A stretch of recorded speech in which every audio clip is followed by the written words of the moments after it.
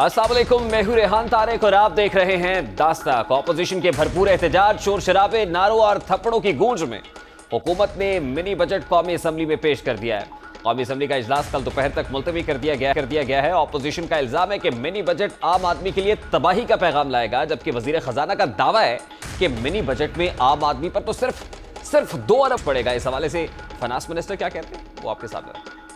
अरब रुपए का जो बिल था उसको हमने 343 बिलियन पे लेके आ, तो उसका मतलब ये नहीं है कि 343 बिलियन के हमने नए टैक्स लगा दिए। ये बेसिकली एग्जम्पशंस हैं। 343 अरब रुपए के एग्जम्पशन जो हैं वो हटाई गई हैं। अब लग्जरी आइटम में क्या है? इंपोर्टेड स्टेक्स है, फिश है, सामान लोग मंगवा रहे हैं, हाई एंड बेकरी आइटम्स आ रही हैं, ब्रांडेड चीज आ रही है, इंपोर्टेड सॉसेजेस आ रहे हैं, इंपोर्टेड बाइसिकल्स हैं।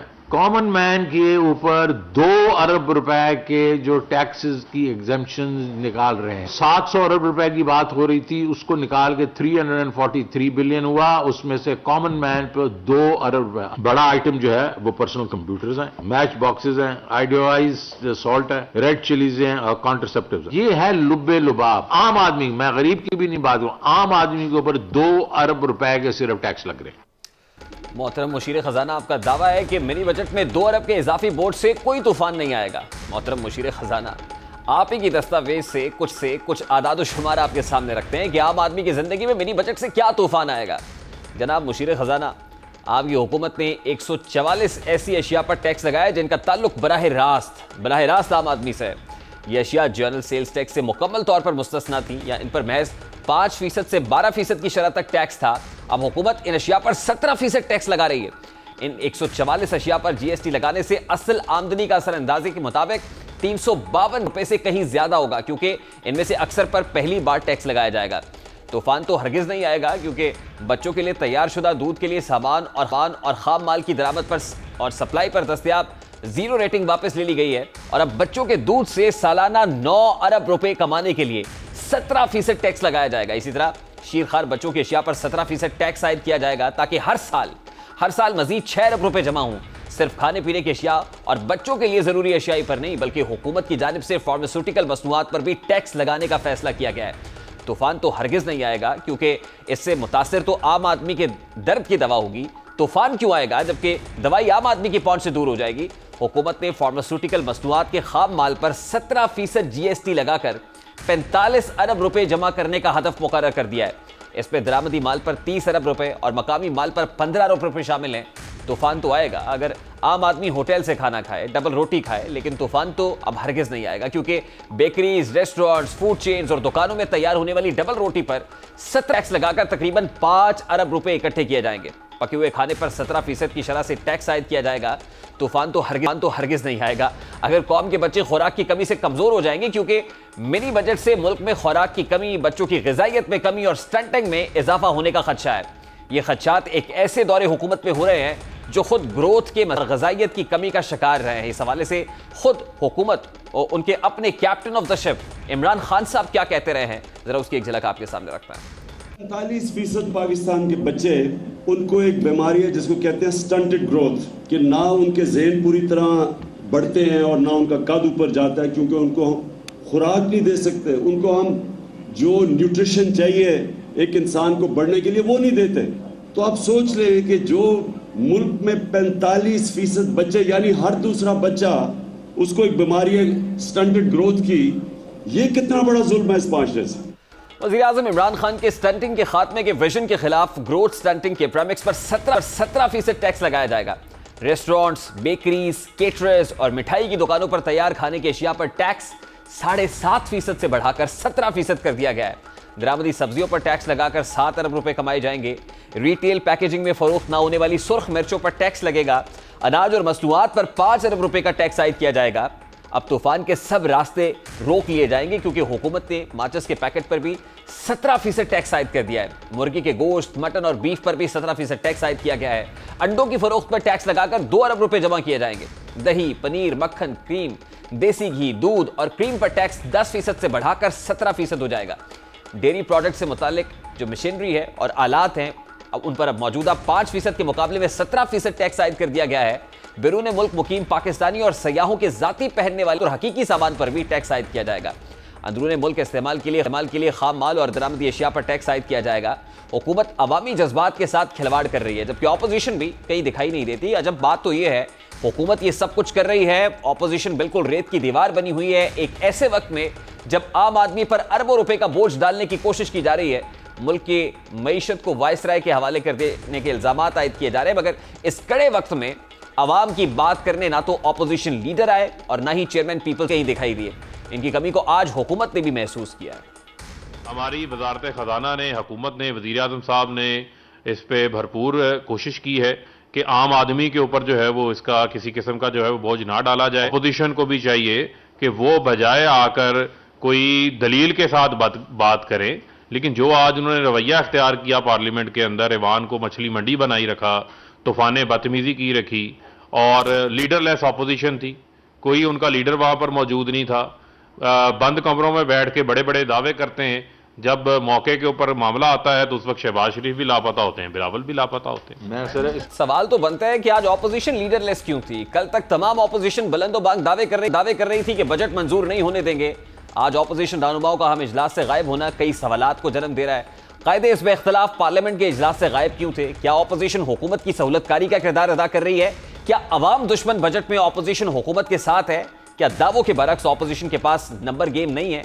क्या ऑपोजिशन के दावे महज दावे हैं? अगर बजट मंजूर हो जाता है तो ऑपोजिशन अवाम के सामने किस मुंह के साथ जाएगी? और आज क्या ऑपोजिशन हुकूमत को एक सेफ पैसेज देना चाहती थी? सवालात का जवाब लेंगे। इस वक्त पाकिस्तान मुस्लिम लीग नून के रहनुमा सेनेटर अफनान उल्लाह ने हमें ज्वाइन किया है। अस्सलाम वालेकुम अफनान उल्लाह साहब, बहुत बहुत शुक्रिया आपके वक्त के लिए। अफनान उल्लाह साहब, आज एक बड़ा इंपॉर्टेंट मौका था, मिनी बजट जिस पर ऑपोजिशन तनकीद करती रही है। आज जब वो फनाज तरमीमी बिल पेश हो रहा था, ना ऑपोजिशन लीडर थे, ना पीपल्स पार्टी के चेयरमैन बिलावल भुट्टो मौजूद थे, ऑपोजिशन लीडर का ना होना, दिस इज समथिंग क्वेश्चनेबल। क्या लीडरलेस ऑपोजिशन है अफनान उल्लाह साहब? जी बिस्मिल्लाह रहमान रहीम। देखें, हमारी पार्टी की पूरी वहाँ पे नुमाइंदगी है, हमारे एमएनए सारे के सारे तकरीबन पूरे हैं और हम लोगों की जो स्ट्रेटजी है वो आपके सामने है। हमने जो है वो पूरी कोशिश कर रहे हैं कि हम इसको बिल को रोक सकें और जो है वो उसके लिए जो है वो आपने देख रहे हैं एहतजाज भी चल रहा है इस वक्त और हमारी तो पूरी की पूरी कोशिश है कि इसको रोका जाए बिल। नहीं Afnan sahab, what strategy are you come up with? मतलब आप ये कह रहे हैं कि एक तरफ आपकी स्ट्रेटजी है, दूसरी तरफ ऑपोजिशन लीडर नहीं है, आपकी अपनी छोटी जमातें जो ऑपोजिशन की वो एतराज उठा रही हैं कि इतने इंपॉर्टेंट मौके पर, और पहले भी देखा गया है कि ऐसे मौके पर ऑपोजिशन लीडर स्किप कर देते हैं। इसमें कोई मसलत है तो बताइए। नहीं मसलत नहीं है, वो देखिए उनकी थोड़ी सी जो है वो उनकी बैक का जो पेन का इशू भी है, थोड़ा सा इस तरह के इशूज हैं। वैसे तो जो है नॉर्मली अगर आप देखें ज्वाइंट सेशन में भी शहबाज साहब थे और उससे पहले जो आम जितने सेशन हुए उनके ऊपर थे, ये बड़ा ही मतलब कि कभी कभी इस तरह होता है, वो कोई सीरियस वजह ही होता है। तो साहब स्ट्रेटजी ये तो नहीं है कि इस फाइनेंस बिल को मंजूर होने देना चाहिए असेंबली से और अल्टीमेटली पब्लिक के ऊपर प्रेशर आएगा, जब पब्लिक प्रेशर महसूस करेगी तो हुकूमत प्रेशर में आ जाएगी, ये स्ट्रेटजी तो नहीं है? देखें बात ये है कि जो फाइनेंस बिल है मिनी बजट वो हुकूमत ने बनाया है और हुकूमत जो है उसको अप्रूव करा रही है। हम उसको रोकने की कोशिश कर रहे हैं और हम जितनी कोशिश कर सकते हैं हम कर रहे हैं। अब अगर जो है वो अप्रूव होता है तो इसकी जिम्मेदारी हुकूमत के ऊपर है, हमारे पे नहीं है। हमने तो अपनी जितनी कोशिश करनी थी हम कर रहे हैं। हमारे पास देखिए मेजोरिटी नहीं है लोअर हाउस में, तो उसके अंदर जो कुछ हमारे हाथ में हम उतना इसको रोकेंगे क्योंकि इसकी वजह से बहुत ज्यादा महंगाई का तो अफनान साहब फिर 22 लोग हों, 23 लोग हो, 24 हो, 26 हो, 29 हो, 30 हो, फिर ये जो फिगर्स पेश किए जाते हैं और इस हवाले से बातें की जाती हैं कि हमारे साथ पाकिस्तान तहरीक इंसाफ के इतने लोग शामिल हो गए, इतने अरकान कौमी असम्बली हमसे राब्ते में हैं, तो फिर ये तो फिर मतलब बलून ही है ना फिर, कि समझ आ जाता है, एक्सपोज हो जाता है, जैसे जब मौका आता है तो पता चलता है नंबर गेम आपके पास नहीं है। देखिए वो तो जब भी कोई भी ऑपोजिशन में होती है इसलिए क्योंकि उनकी नंबर गेम ठीक नहीं होती, वरना तो वो फिर हुकूमत में हो ना अगर उनके नंबर पूरे हो। बात यह है कि ऑपोजिशन जो है वो तो उसका एक एडवाइजरी रोल है, वो एहतजाज कर सकती है, मगर एग्जीक्यूटिव पावर सारी हुकूमत के पास। इसका मतलब ये है कि आपके पास वो पावर्स नहीं है कि आप वोट ऑफ नो कॉन्फिडेंस लाएं पार्लियामान के अंदर? देखिए वो तो आपको बहुत दफा हमने पहले भी वाली बात बताई है कि जब तक जो है वो बैसाखियों का सहारा इस हुकूमत को है तब तक तो ये चल सकती है, लेकिन जब बैसाखियां इनकी हट जाएंगी तो वो जो 20 लोग जिनकी आप बात कर रहे हैं वो खुद भी ये कहते हैं कि हमें कॉलें आ जाती हैं, अगर कॉलें ना आए तो फिर हम जो है वो इनको वोट ना दें। नहीं, इसका मतलब ये है कि तो फोन कॉल्स वाला जो मैकेनिज्म है वो प्रोसेस अभी भी मौजूद है, आप समझते हैं? क्योंकि गुज़श्ता रोज वफाकी वज़ीर इत्तलात ने कहा कि हर सियासी जमात ये चाहती है कि उनके सर पर एस्टैब्लिशमेंट का हाथ हो, लेकिन इस वक्त हुकूमत पर एस्टैब्लिशमेंट का हाथ है और हुकूमत के साथ ही हर एस्टैब्लिशमेंट मौजूद होती है।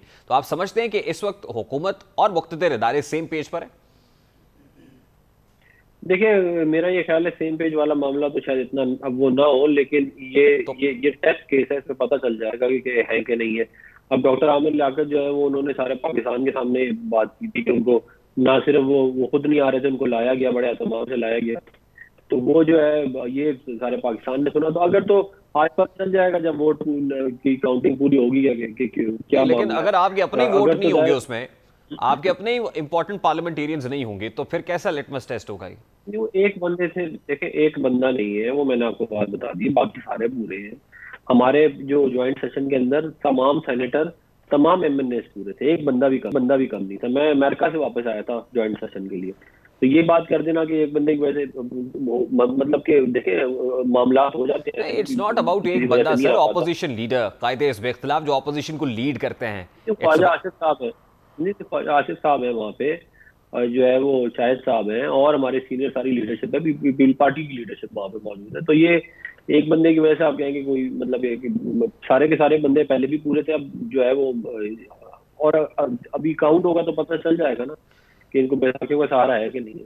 आज इमरान खान साहब ने बड़ी इंपॉर्टेंट बात की है, वो कहते हैं कि अभी भी ये जो आ रहे हैं जा रहे हैं की बातें हो रही हैं, तो उन्होंने कहा देखिए उस वक्त जब आए थे एग्जाइल से वापस तो तब कौन सी डील हुई थी, तो ये असल में डील की तलाश में है, ये किसी से बातचीत करना चाहते हैं, जो रास्ता इनको दिखाई नहीं दे रहा है। आप समझते हैं कि ये बात जस्टिफाइड है? देखिए, मैं ये इसके ऊपर क्या बात करूं, अभी आपने खुद ही कह दिया कि फवाद चौधरी ने कहा कि एस्टैब्लिशमेंट हमारे साथ है, तो इसका मतलब ये है कि फिर ये लोग डील करके बैठे हुए हैं जो को ये ताने दे रहे हैं। शेख रशीद ने कहा ये वाली बात। तो अब बात ये है कि हमें किसी के साथ डील करने की जरूरत है ही नहीं। हम आप कैंटोनमेंट का जो इलेक्शन का रिजल्ट आया लोकल बॉडीज का पूरे पाकिस्तान का, आप खुसूस देख लें, हम सबसे बड़ी पार्टी है। फिर जो बाई इलेक्शन हुए जितने पिछले साल के अंदर या पिछले 3 साल में, उसमें से 3 पीटीआई जीती है और 13 या 14 जो है वो अपोजिशन जीती है, इसमें सबसे ज्यादा पीएमएलएन जीती है। तो हमें क्या जरूरत है किसी से डील करने की, लोग हमसे डील लेंगे अब तो वो वाला।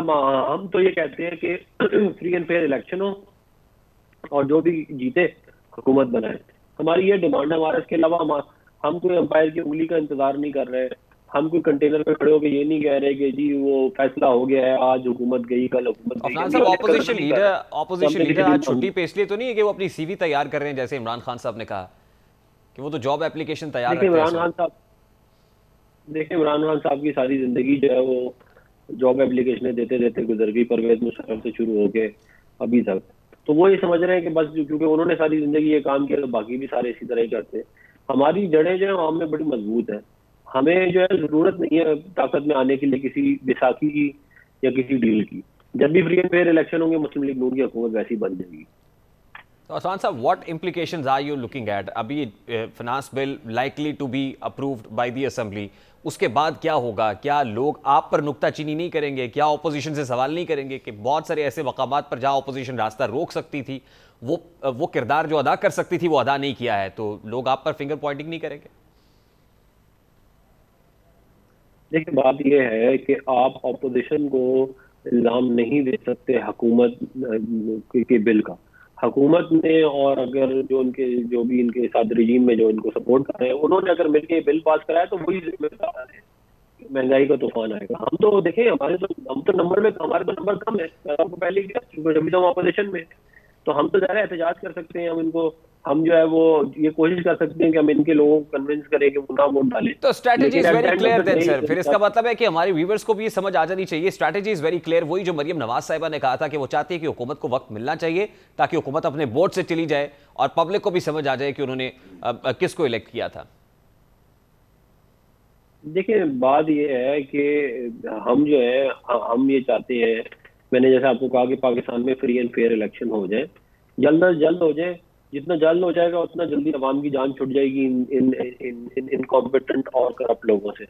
लेकिन अगर इस चीज को मजीद लिंगर ऑन करेंगे तो फिर ज़ाहिर है उसके इम्प्लीकेशन अवाम भी भुगतेगी, हम भी भुगतेंगे, सब भुगतेंगे। अच्छा, लास्टली ये कहेगा अफनान साहब, इसके बाद ये अगर ये मूव हो जाती है और हुकूमत ऑब्वियसली कामयाब होगी तो फिर हुकूमत मजीद कॉन्फिडेंट नहीं हो जाएगी? इस वक्त अगर किसी जगह पर हुकूमत के कदम लड़खड़ा भी रहे थे तो वो कॉन्फिडेंट महसूस करेगी, पुरएतमाद हो जाएगी मजीद?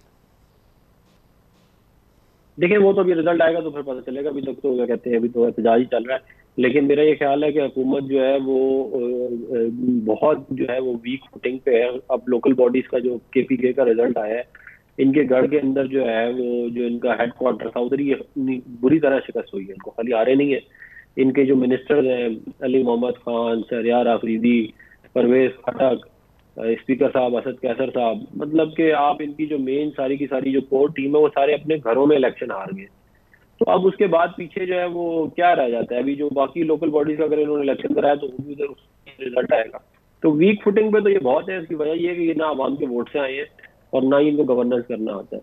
ये जबरदस्ती सेलेक्टेड मुसल्लत शुदा टोला है और इन्होंने आके माफियाज की जो है हुकूमत बनाई है। माफियाज जो है उन्होंने प्रिवेल किया है, उनके अरबों रुपए बन गए। चीनी माफिया, आटा माफिया, घी mafia, furnace mafia, land mafia, सारों ने, फार्मास्यूटिकल माफिया, उन सब ने माल बनाया है। ये उनके जो है वो फैसिलिटेट करते रहे अवाम के एक्सपेंस के ऊपर, और ये बात अवाम के सामने अब आ चुकी है। अब इनको जितना ये चलाएंगे उतना ज्यादा नुकसान होगा। हम तो देखें, हमने तो एहतजाज किए, हम रोड पे आए, हमने सेनेट में, नेशनल असेंबली में इनको रेजिस्ट किया है। हम जहाँ जहाँ जो कुछ हमारे बस में था हम कर सकते थे हमने किया। हमारी लीडरशिप जेलों में गई है, एग्जाइल गई है, हमारे पे झूठे मुकदमे बने। अब हम और क्या, हम फिर भी लगे हुए, हमारी स्ट्रगल है उसमें लगे हुए।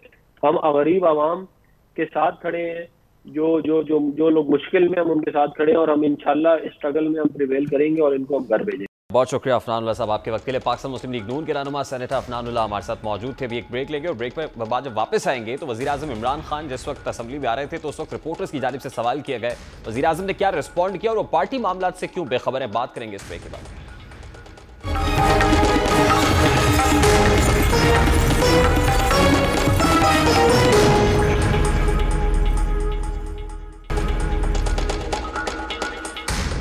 कौमी असम्बली में अपोजिशन के शोर शराबे से कतर नजर हुकूमत पहले की तरह मजबूत और मुस्तहकम दिखाई दे रही है। आज अपोजिशन लीडर कौमी असम्बली के इजलास से गायब रहे, मगर वजीर आजम पाकिस्तान इमरान खान उन्हें याद करना नहीं भूले। वजीर आजम इस मौके पर कायद मुस्लिम लीग नून नवाज शरीफ की वतन वापसी के लिए डील का इशारा भी देते दिखाई दिए। और लीडर से मुतालिक उन्होंने क्या कहा वो भी आपके सामने रखता है। अच्छा खान साहब, अच्छा फ्रेश इलेक्शन होगा हर 3 महीने के बाद। अब हुकूमत मुश्किल में है, कल मुश्किल में है। खान साहब फ्रेश इलेक्शन होगा या असेंबलियां तोड़ देंगे? वापस आ रहे हैं तो इस हवाले से आपका मौक़िफ़ क्या है कि नवाज शरीफ वतन आज आ रहे हैं, कल आ रहे हैं? ये जब पहले गया था ना सऊदी अरेबिया, तब भी हम सुनते थे अब आ रहे हैं, कल आ रहे हैं, जब तक वो समझौता की तकरीर नहीं होती उसकी जॉब एप्लीकेशन होती है। ऑपोजिशन लीडर की तकरीर नहीं होती, जॉब एप्लीकेशन होती है। वज़ीर आज़म पाकिस्तान ऑपोजिशन पर तो नुक्ताचीनी कर रहे हैं मगर खुद अपने फैसलों के बायस पार्टी में होने वाले इख्तलाफात से बेखबर दिखाई दे रहे हैं। पाकिस्तान तहरीक इंसाफ में आमिराना फैसलों से जहां PTI के सियासी मुस्तकबिल पर सवालात हैं, वहीं चेयरमैन के खिलाफ खुद पार्टी के अंदर से आवाजें उठ रही हैं। हुकूमत की जानिब से पार्टी इख्तलाफात पर बोलने पर मना किया गया है, मगर निजी महाफिल में पार्टी वज़ीर आज़म इमरान खान के फैसलों पर तहफ़्फ़ुज़ात का इजहार कर रहे हैं। इस हवाले से साबिक़ secretary election commission of Pakistan Kunwar Dilshad साहब ने एक फैसले का जिक्र गुज़श्ता रोज़ हमारे प्रोग्राम में किया था। वो क्या कह रहे थे वो भी आपके सामने रखते हैं।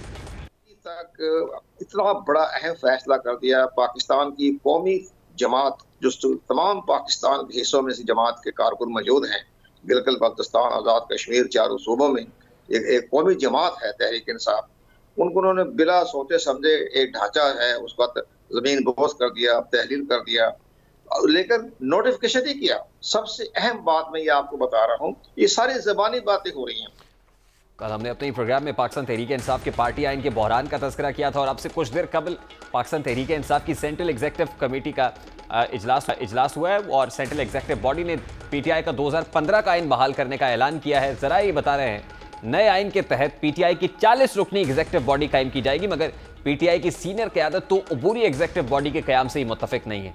सवाल हो रहे हैं कि चेयरमैन तहरीक इंसाफ कैसे तंजीम तहलील कर सकते हैं, सेंट्रल एग्जीक्यूटिव कमेटी से मुशावरत क्यों नहीं हुई, मुशावरत के बगैर अबूरी तंजीम क्यों बनाई गई, PTI पार्टी आइन के बगैर कैसे कायम रह सकती है।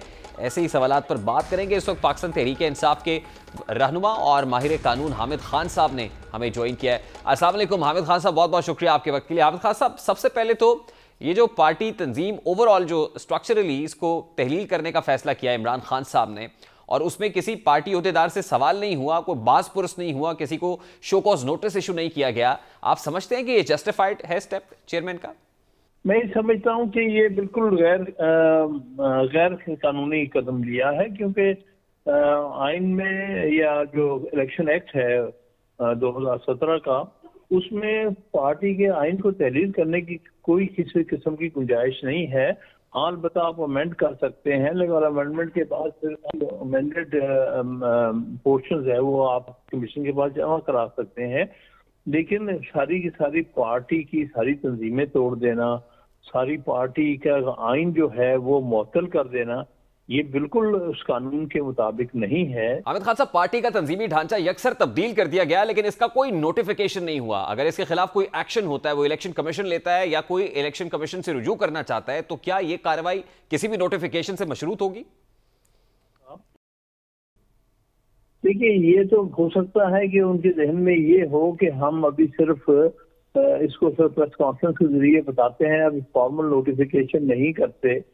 तो अब उस सूरत में ये है कि कोई चीज तहलील नहीं समझी जाएगी, ना ही कोई तंजीम तोड़ी गई समझी जाएगी, जब तक कि उसका इन राइटिंग में बाकायदा नोटिफिकेशन ना हुआ हो। तो ये तो यकीनी तौर पर कमजोरी है कि ये मामले को बिल्कुल इस वक्त बड़ा ही वेग रखा हुआ है, क्लैरिटी नहीं है कि हाँ वाकई ये तहरीर हो गई है, क्या ये वाकई ही जो है तंजीमें तोड़ दी गई हैं। ये अखबारी खबर के अलावा उसकी कोई हैसियत नहीं। और हामिद खान साहब, लगता है कि वेग रखने की एक वजह है और मसलहत है कि this process should be hanging in the air, ताकि कोई भी एक्शन ना हो सके, इलेक्शन कमीशन इस पे नोटिस ना ले सके या कोई भी कारकुन इलेक्शन कमीशन से रुजू ना कर सके। लेकिन जैसे आपने इब्तिदा में फरमाया कि आइन को अमेंड किया जा सकता है, तहलील नहीं किया जा सकता। इस वक्त हमारे जराए ये बता रहे हैं कि 2019 का जो कॉन्स्टिट्यूशन है उसको बिल्कुल नल एंड वॉइड करने की बात हो रही है, 2015 की कॉन्स्टिट्यूशन में अमेंडमेंट्स की बात हो रही है। क्या ये हो सकता है कि अभी जो रीसेंट कॉन्स्टिट्यूशन है वो नल एंड वॉइड हो जाए और पुराने कॉन्स्टिट्यूशन को अमेंड किया जाए? क्या ये कानूनी अमर होगा?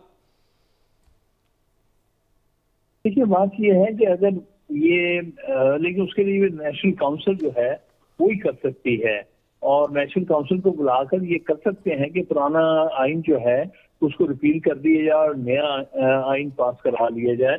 लेकिन उसके लिए प्रॉपर एक तरीकाकार होगा जो पार्टी के आइन में भी दिया हुआ है, जो कि इलेक्शन एक्ट में भी दिया हुआ है।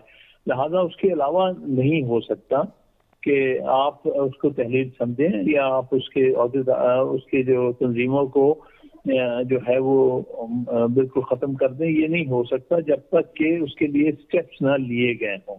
अभी तक तो बाहर कोई स्टेप्स नजर नहीं आ रहे, कोई नेशनल काउंसिल की मीटिंग कॉल नहीं हुई, और ना ही अभी तक ये डिफाइंड है कि नेशनल काउंसिल में मेंबरान कौन है, किस तरह से वो हुए, क्योंकि सेंट्रल एग्जीक्यूटिव कमेटी का काम है कि वो जो है नेशनल काउंसिल फॉर्म करे जिसमें कि नुमाइंदगी सारे पाकिस्तान के मुख्तलिफ शहरों और इलाकों की हो।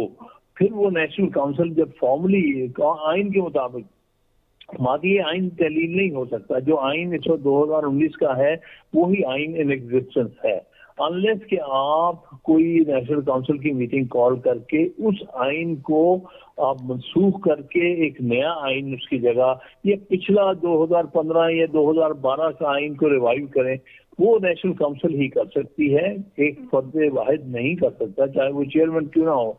चेयरमैन भी तो इलेक्टेड आमिर खान साहब दुरुस्त फरमा रहे हैं, काउंसिल मीटिंग भी अभी तक नहीं हुई है। अगर कोई पार्टी कारकुन ये चाहता है कि इस गैर कानूनी इकदाम के खिलाफ वो इलेक्शन कमीशन से रुजू करे, तो कोई कारकुन जा सकता है या कोई जो ओहदेदार है वही इलेक्शन कमीशन का दरवाजा खटखटा सकता है? और क्योंकि हमारे सोर्सेज ये बता रहे हैं कि विद इन द पार्टी बहुत रिजेंटमेंट है इसको लेकर, या कोई भी कानूनी माहिर जो है वो इलेक्शन कमीशन से रुजू कर सकता है कि बरखिलाफे कानून हो रहा है? देखिए, उसमें एग्रीव तो वही होगा ना जो कोई ओहदेदार था, और या मेंबर भी अगर था तब भी उसका राइट है,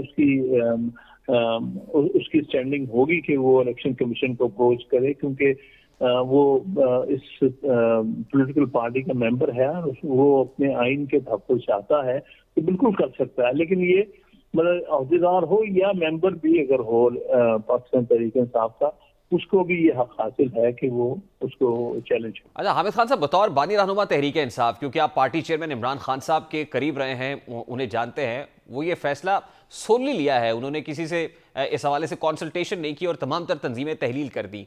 इसके बाद पार्टी के अंदर रिजेंटमेंट है, तो ये फरमाइएगा कि क्या वाकई उनके इस इकदाम ने पार्टी के वजूद को खतरे में डाल दिया या शिराजा बेखर पे सकता है इससे? देखिए उसका तो उनको एहसास ही नहीं होगा ना कि पार्टी वजूद खतरे में है, ना ही उन्होंने मेरे ख्याल में ये कानून पढ़ा है या किसी ने उनको इस कानून के मुताबिक एडवाइस किया है। ये एकदम एक इमीडिएट रद्द अमल सा है कि हम इलेक्शन क्यों हारे हैं, चली तंजीमें बंद आइन। हालांकि उसमें तो हुकूमत की कारकर्दगी का कसूर है, उसमें आइन का क्या कसूर है या जो तंजीमें हैं उनका क्या कसूर है। तंजीमें तो बनती रहती हैं, इलेक्ट होती हैं, खत्म हो जाती हैं, लेकिन बात तो ये है कि जो रिएक्शन आया है लोगों की तरफ से वो तो हुकूमत की कारकर्दगी पर है। हुकूमतें तो वहीं कायम है, चीफ मिनिस्टर तो वहीं बैठे हैं जिनकी नालायकी की वजह से ये सब कुछ हो रहा है। तो उसका पार्टी के अहदेदारों पर पाजी की तंजीमों में उससे निकालने का तो कोई भी जवाब नहीं। देखिए ना, बज़ाहिर इस शिकस्त की ओनरशिप खुद पार्टी चेयरमैन ने तो नहीं ली, वो ओनरशिप किसी और पर डाल दी है। मतलब ये सारी की सारी रिस्पॉन्सिबिलिटी उन पार्टी अहदेदारान पर डाल दी और तंजीम पे जो एग्जिस्ट करती थी उसको तहलील कर दिया गया।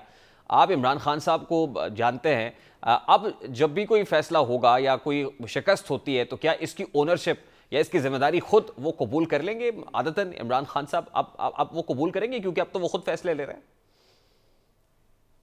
देखिए बात यह है कि जिम्मेदारी तो हर सूरत ही उनकी है, चेयरमैन तो वही है पार्टी के। अब भी जो कुछ हुआ उसकी भी उन पर जिम्मेदारी आती है, आइंदा भी जो कुछ होगा उन्हीं पर जिम्मेदारी आएगी, चाहे वो डायरेक्टली नॉमिनेट करते हैं या किसी के जरिए कराते हैं। बात तो वही माँ के जिसको अंग्रेजी में कहते हैं बक स्टॉप देयर, तो जिम्मेदारी तो उन्हीं की है पार्टी चेयरमैन। अभी मौजूदा भी सूरत हाल की और आइंदा की जो सूरत हाल बनेगी। बहुत बहुत शुक्रिया हामिद खान साहब, पाकिस्तान तहरीक इंसाफ के मुनहरिफ रहनुमा माहिर कानून हमारे साथ मौजूद थे। अभी एक ब्रेक लेंगे और ब्रेक के बाद जब वापस आएंगे पाकिस्तान के रियल एस्टेट सेक्टर से मुतालिक बात करेंगे। पाकिस्तान में ज़मीनें बड़ी तेज़ी से महंगी हुई हैं और हो रही हैं, इसके पीछे क्या वजह है, इस ब्रेक के बाद।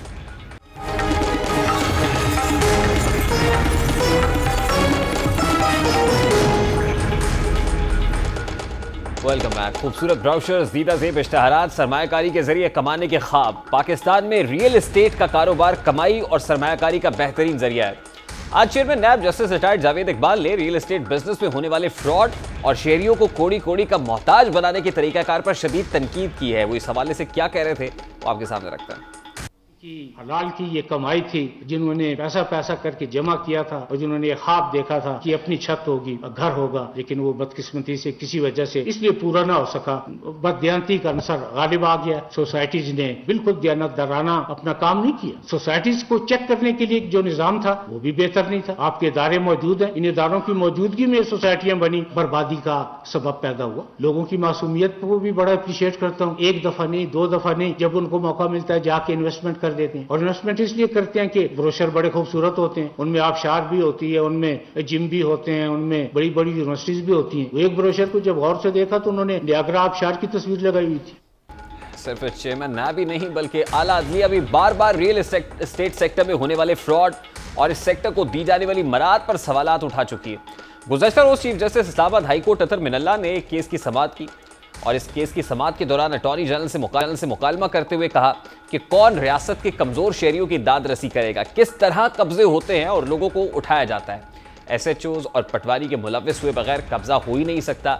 इदारे अपने नाम से सोसाइटीज बनाकर प्राइवेट बिजनेस कर रहे हैं, इससे बड़ा मफादात का टकराव क्या हो सकता है। इस्लामाबाद पर एलीट क्लास का कब्जा है। वजारत दाखिला के हाजिर सर्विस अफसरान रियल एस्टेट का बिजनेस चला रहे हैं। IB की बहुत बड़ी हाउसिंग सोसाइटीज हैं, पुलिस भी हाउसिंग सोसाइटी बना रही है। शहरी तकलीफ में है क्योंकि जिन इदारों ने तहफ़्फ़ुज़ करना है वो अपने बिजनेस चला रहे हैं। उस अदालत ने मामला वफाकी हुकूमत को भेजा, उन्होंने कुछ नहीं किया। पाकिस्तान तहरीक इंसाफ के दीगर फैसलों की तरह एक और मुतनाज़ा जो मुल्क की मईशत पर हावी पड़ रहा है, उसने मुल्क की मईशत को दाव पर लगा दिया है। कोरोना वबा के दौरान हुकूमत की जानिब से तामीराती सेक्टर में मराहत का ऐलान किया गया, लेकिन इस एक फैसले ने जहां माशी नुकसान किया है, वहीं आम आदमी के लिए अपनी छत का ख्वाब पूरा करना भी नामुमकिन हो गया है। गुज़श्ता बरस मुल्क में माशी अबतरी के बावजूद रियल एस्टेट सेक्टर ने 23% मुनाफा कमाया। इसकी बड़ी वजह हुकूमत की जानिब से दी जाने वाली टैक्स छूट, मॉनेटरी और रेगुलेटरी मराहत थी। सवाल यह है कि हुकूमती फैसलों ने मुल्क की मईशत को कैसे नुकसान पहुंचाया है। आम आदमी के लिए घर बनाना नामुमकिन क्यों हो गया है।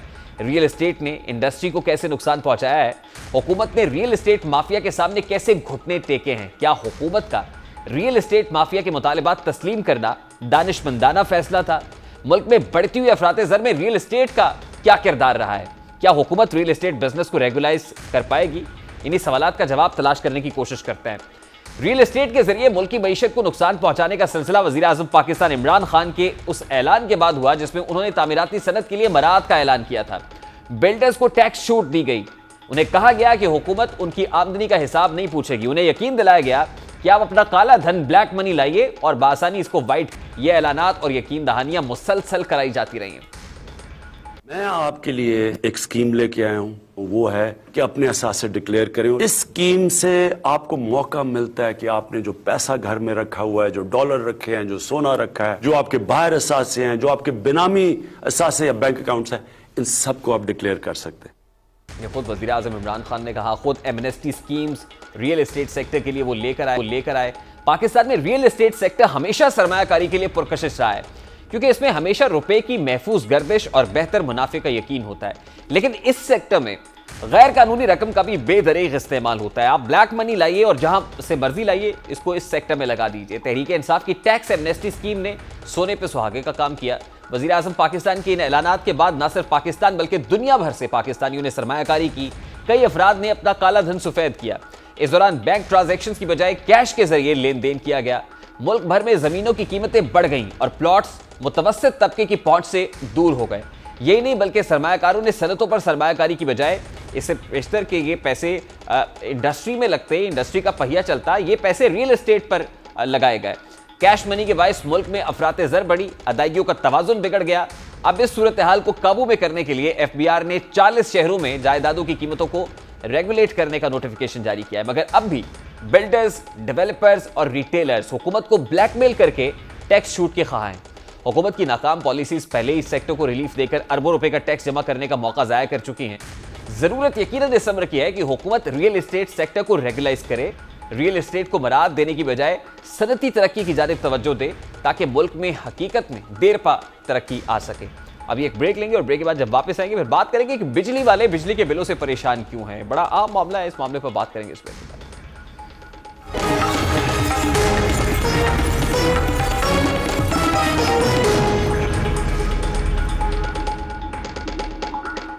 Welcome back. सर्दियों में बिजली का इस्तेमाल कम होने के बावजूद सारिफीन को बिलों में कोई रिलीफ नहीं मिल रहा है। अमूमन ये होता है कि सर्दियों के अंदर जो प्लांट्स बंद होते हैं, कैपेसिटी पेमेंट्स उनको जारी होती हैं, जिसकी वजह से हुकूमत ने लास्ट ईयर भी ये ऐलान किया था कि सर्दियों में क्योंकि कैपेसिटी पेमेंट्स की मद में तो हमें पेमेंट्स करनी है, लेकिन आवाम ज़्यादा से ज़्यादा बिजली इस्तेमाल करें, सनतें बिजली इस्तेमाल करें ताकि दूसरी तरफ से जो गैस के क्राइसिस है वो कम अज़ कम बैलेंस आउट हो सके। लेकिन अब की बार सूरत हाल इससे बिल्कुल मुख्तलिफ दिखाई दे रही है क्योंकि फ्यूल एडजस्टमेंट की मद में इतने चार्जेस अदा करने पड़ रहे हैं कि लोग बिजली इस्तेमाल करने से भी कतरा रहे हैं। और जहाँ है वहाँ पर जो है वो बिजली के हवाले से सूरत हाल ऐसी है कि लोग बिलबिला उठे हैं। IPPs के मुतालबात के सामने हर बार हुकूमत हथियार डाल रही है। बिल के अलावा फ्यूल एडजस्टमेंट के पैसे हर माह बढ़ा दिए जाते हैं। इस वक्त आपकी टेलीविजन स्क्रीन पर भी एक सारिफ का बिल आपके सामने है। सारिफ ने बिजली का सिर्फ 1 यूनिट इस्तेमाल किया है, यानी उसने सिर्फ 75 रुपए की बिजली इस्तेमाल की है। मतलब इन रियलिटी तो सिर्फ 75 रुपए की बिजली कंज्यूम हुई है, मगर हुकूमत की जानिब से सारिफ को 2077 रुपए का बिल भेजा गया है। इन एक्चुअल 75 रुपए की बिजली है, लेकिन बिल 2077 रुपए का है। इस बिल में 2002 रुपए 22 पैसे फ्यूल एडजस्टमेंट की मद में रखे गए हैं, यानी 1 यूनिट बिजली इस्तेमाल करने वाला सारिफ भी 2000 से ज्यादा बिजली का बिल दे रहा है। इस लूटमार के बावजूद सेंट्रल पावर परचेजिंग एजेंसी यानी CPPA और national power construction corporation NPCC नवंबर की फ्यूल प्राइस एडजस्टमेंट की मद में बिजली की कीमत में फी यूनिट 4 रुपए 33 पैसे इजाफे का मुतालबा कर रही हैं। यानी अभी जो फ्यूल एडजस्टमेंट की मद में पैसे बढ़ रहे हैं वो अपनी जगह पर हैं, इसके अलावा 4 रुपए 33 पैसे बढ़ाने की तजवीज़ भी सामने आ रही है। इस हवाले से नेपरा ने दरखास्त पर समाअत मुकम्मल तो कर ली है। फी यूनिट बिजली 4 रुपए 33 पैसे तक महंगी हो सकती है, जिसका हतमी फैसला बाद में आएगा। फ्यूल एडजस्टमेंट की मद में माहाना इजाफे से जहां आम आदमी परेशान है, वहीं चेयरमैन नेपरा भी हैरान है, जो खुद बिजली का बिल देखकर परेशान है। उन्होंने दौरान समाअत कहा कि अपना बिजली का बिल देख के मैं चौंक गया और मैं भी परेशान हो गया। अगर चेयरमैन नेपरा अपने बिल से परेशान है, तो आप अंदाज़ा कीजिए कि आम पाकिस्तानी की हालत इस वक्त क्या होगी। यकीनन आम पाकिस्तानी जितनी बिजली इस्तेमाल कर रहा है उससे कहीं ज़्यादा वो बिजली का बिल दे रहा है। और देखना यह है कि आने वाले चंद सालों में सूरत हाल क्या होती है। अभी जहां तक गैस का क्राइसिस है, तो गैस के क्राइसिस से मुतालिक हुकूमत ये कहती है कि जो गैस रिजर्व्स हैं वो डिप्लीट हो रहे हैं, लेकिन मामले में तो एक गर्दिशी कर्जा है, सर्कुलर डेट भी बढ़ता चला जा रहा है। हम सारिफ जो है वो सारे का सारा बोझ उसकी जेब पर आ रहा है, लेकिन हुकूमत ओनस लेने के लिए तैयार नहीं है। प्रोग्राम का वक्त अपने इख्तिताम को पहुंचा है। आपसे मुलाकात होगी इंशाल्लाह कल। अब तक रखिएगा ख्याल। अल्लाह हाफ़िज़।